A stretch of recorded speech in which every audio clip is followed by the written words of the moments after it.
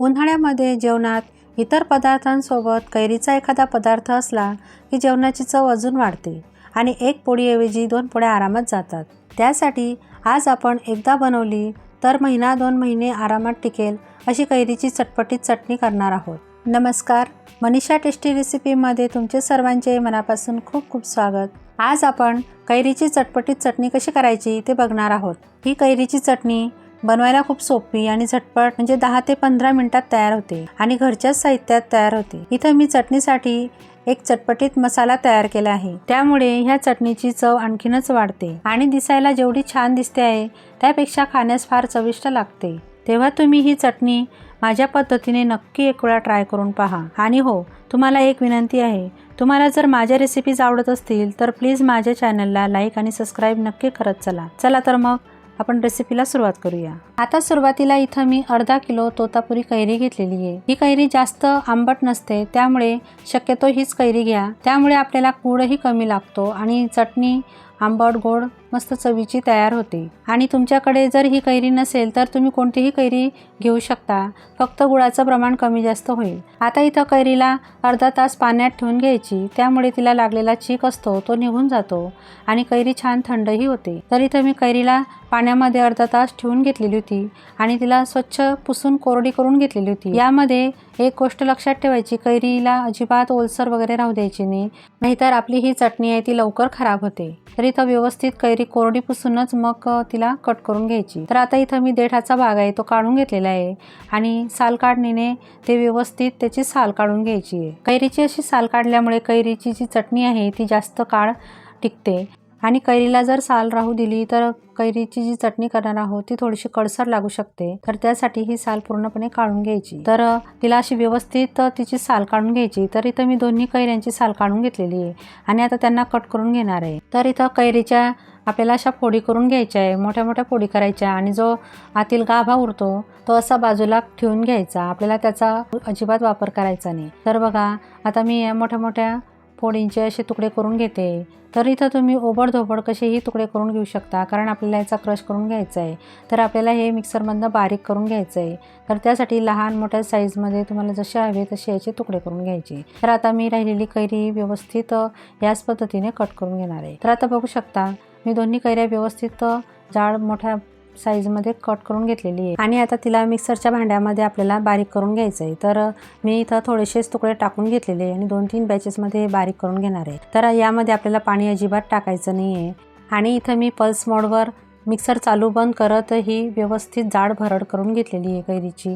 तर बघू शकता या पद्धतीचं असं जाडसर वाटण करून घ्यायचं आहे, आपल्याला पेस्ट वगैरे करायची। तर आता या पद्धतीचीच मी राहिलेली कैरीसुद्धा बारीक करून घेणार आहे। तर बघा, मी आता एका बाउलमध्ये ही काढून घेतलेलं आहे आणि असं जाडसर आपल्याला भरड करून घ्यायची आहे। आता आपल्याला यामध्ये गूळ टाकून घ्यायचा आहे।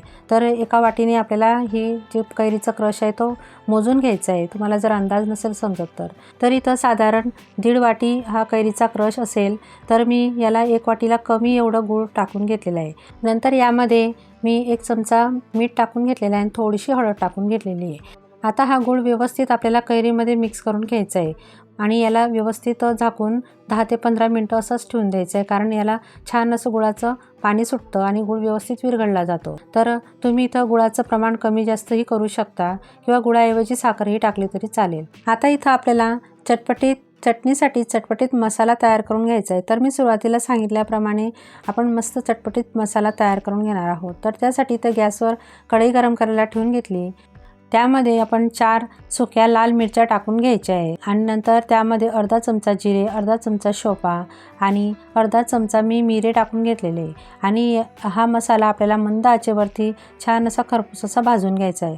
घरात सुगंध दरवळेल तोपर्यंत आपल्याला हा मसाला छानसा भाजून घ्यायचा आहे। नंतर गॅस बंद करून त्याला थंड करून घ्यायचा आहे। आता मसाला थंड झाल्यावर मी एका मिक्सरच्या जारमध्ये त्याला टाकून घेते। नंतर त्यामध्ये पाव चमचा काळं मीठ, नंतर त्यामध्ये 2 ते 3 चिमूट एवढं हिंग टाकून घ्यायचं आहे। हिंग आणि काळं मीठ टाकल्यामुळे चटणीला फार छान चटपटीत स्वाद येतो। नंतर यामध्ये अर्धा चमचा लाल तिखट आणि 2 लवंग टाकून घ्यायचे आहे।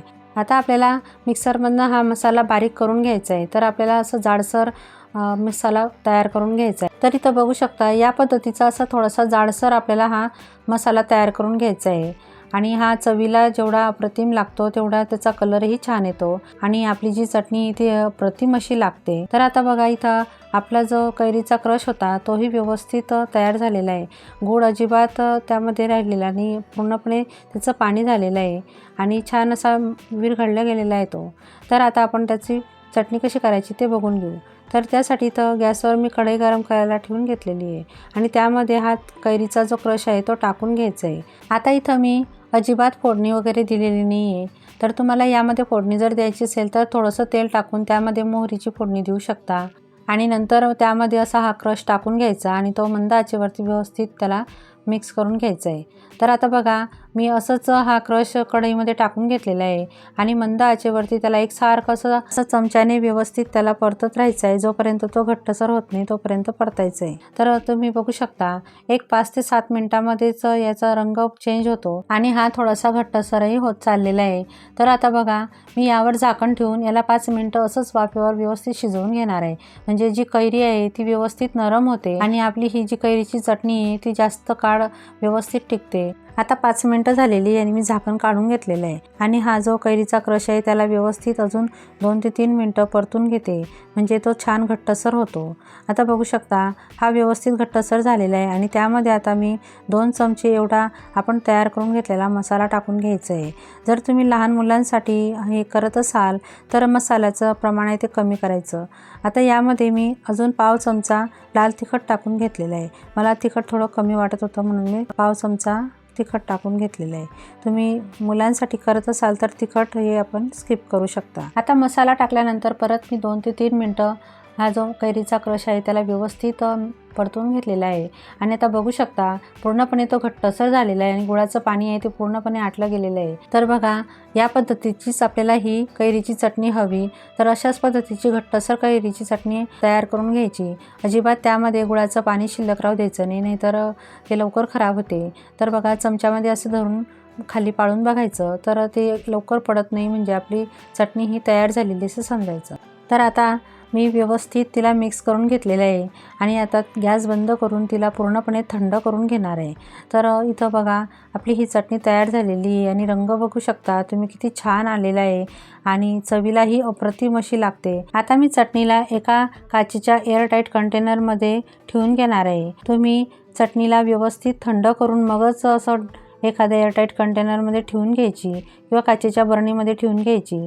तर बघू शकता आपली चटणी किती छान दिसते, रंग किती छान आलेला आहे आणि चवीला अप्रतिम अशी लागते। तर तुम्ही असं एअरटाईट कंटेनरमध्ये ठेवून तिला महिनाभर फ्रीजमध्ये स्टोअर करून ठेवू शकता, अजिबात खराब होत नाही आणि तिला फ्रीज शिवाय 15 दिवसही तुम्ही अशीच ठेवून घेतली तरीसुद्धा ही चटणी अजिबात खराब होत नाही। तर आता तुम्हाला मी चटणी जवळून दाखवते। तर बघा किती छान दिसतंय आणि चवीला अप्रतिम अशी लागते आणि आपण जो मसाला तयार करून घेतला त्याने तर अजूनच त्या चटणीची चव वाढते। तर तुम्ही ही चटणी भाजीसोबत, पोळीसोबत किंवा भाजी नसेल तर नुसत्या पोळीसोबतही तुम्ही ही चटणी खाऊ शकता। मुलांनी काहीतरी चटपटीत खाण्यास मागितले तर असा पराठा करून घ्यायचा आणि त्यावर ही चटणी लावून घ्यायची आणि त्याचा असा रोल करून मुलांना खाण्यास द्यायचा, त्यांना फार आवडेल। तर तुम्ही सुद्धा मी सांगितलेल्या पद्धतीने एक वेळा ही चटपटीत कैरीची चटणी तयार करून बघा आणि मला कमेंट करून नक्की सांगा।